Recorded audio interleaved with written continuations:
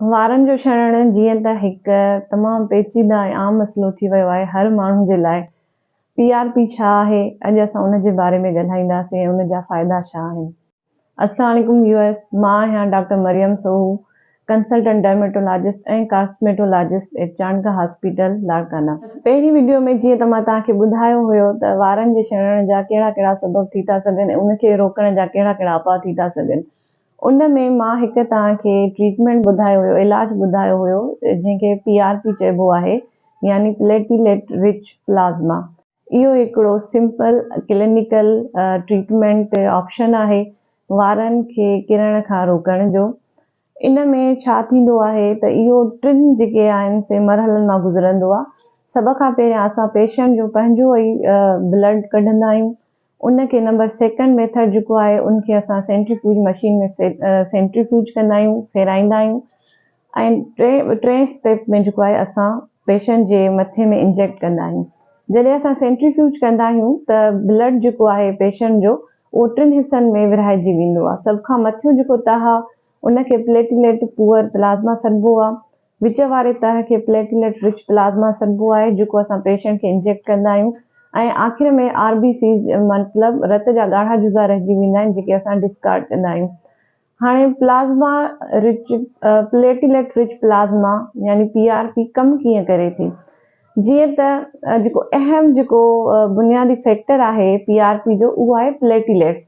Platelets में काफ़ी अहिड़ा ग्रोथ फैक्टर्स हूंदा आहिनि जेके वारनि जे लाइ तमामु घणा अहम आहिनि। उहे सभ खां पहिरियां छा कराईंदा आहिनि, ब्लड रत जो जेको दौरो आहे वारनि में उनखे वधाईंदा। नंबर सेकेंड, नई जेका रत जूं जेके नलियूं आहिनि ब्लड वेसल जी नई वाधवेज कराईंदा आहिनि।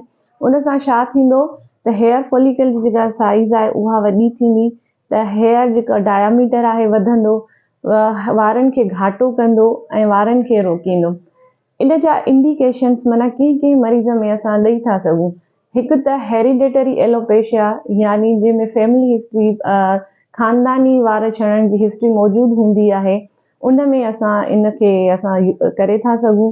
नंबर ॿियो त रोज़मर्रा में स्ट्रेस तमामु वधी वियो आहे। स्ट्रेस सां जेको हेयर फॉल थिए थो उन में ॾेई था सघूं ऐं कुझु जेके मदाफ़ती बीमारियुनि जे करे जेके वार लहंदा आहिनि उन्हनि में बि असां जेको आहे PRP करे था सघूं।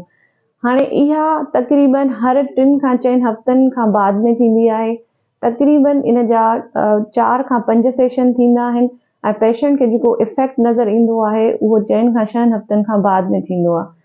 पहिरियां जीअं मां तव्हांखे ॿुधायो 3 खां 4 हफ़्तनि में थींदी, उन खां बाद में वरी उनखे मेंटेन कीअं कयो वञे उहो हर 3 खां 6 महीननि में जेको आहे उहो लाज़मी हूंदो आहे।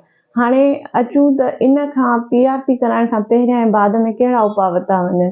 कोई ख़ासि उपाउ त न आहिनि, पर इहो आहे त पेशेंट जॾहिं असांजी क्लिनिक ते अचे त उन जा वार बहितरीनु नमूने सां साफ़ हुजनि। पेशेंट जेको आहे स्मोकिंग खां ऐं ड्रिंकिंग खां परहेज़ करे। उन खां अलावा इन जा साइड इफ़ेक्ट कोई बि न आहिनि। हा, छो त पेशेंट जो पंहिंजो ई ब्लड खंयो थो वञे ऐं इन में कोई एलर्जी या रिएक्शन न थींदो। हा, थोरो साइड इफ़ेक्ट आहे जेको पेशेंट खे ड्यूरिंग प्रोसीजर पेन थी थो सघे ऐं पिन पॉइंटिंग जेका आहे न ब्लीडिंग मतिलबु थोरी थोरी रत निकिरी थी सघे, पर उहा बंदि थी वेंदी आहे। उहो कोई जेको आहे सो एॾो अहम साइड इफ़ेक्ट न आहे।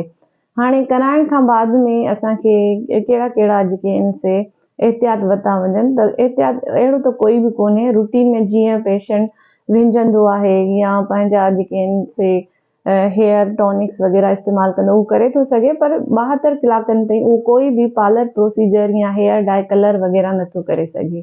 जी व्यूअर्स, मां तव्हांखे जीअं त PRP जे बारे में सॼो ॿुधायो हुयसि ऐं उहा कीअं ठहंदी आहे सॼो ॿुधायो वियसि। अॼु असां वटि PRP जो पेशेंट आहे, हेयर फॉल जे हवाले सां आयो आहे।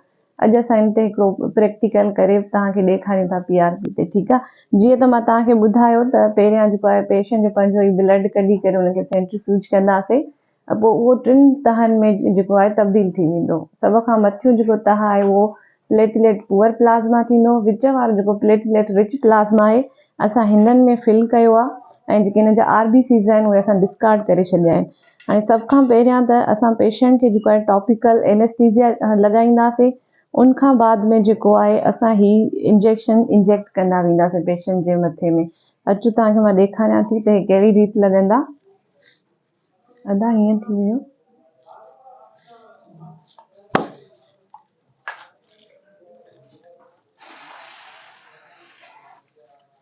असां इथाइल क्लोराइड सां सभ खां पहिरियां त हिनखे जेको आहे सो टॉपिकल एनेस्थीसिया ॾींदासीं। जीअं मां तव्हांखे ॿुधायो त हीउ सेफ प्रोसीजर आहे, हिन जो कोई साइड इफेक्ट न आहे। हा बाक़ी पेशेंट खे थोरो पेन महसूस थी थो सघे ऐं जेको आहे सो थोरी सी ब्लीडिंग थी सघे, पर उहा जेका आहे प्रोसीजर जे दौरान ई ऐं तक़रीबन बाद में ख़तम थी वेंदी आहे।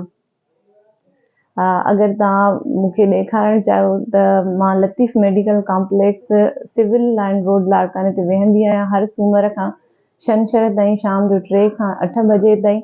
जुमो ऐं आचर बंदि हूंदी आहे। अल्लाह हाफ़िज़।